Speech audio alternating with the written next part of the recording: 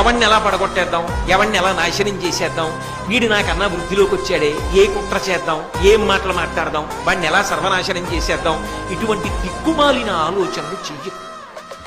ఎప్పుడూ కూడా రుజుత్వంతో, ఈశ్వరుడికి జవాబుదారీతనంతో చక్కగా జీవితంలో వృద్ధిలోకి రావడానికి ప్రయత్నించు తప్ప ద్రోహ బుద్ధితో ఒకడిని నాశనం చేసే ఆలోచన చెయ్యవద్దు.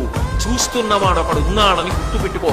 కోట్ల జన్మలు కట్టి కుడిపిన నాడు బాధపడతాడు.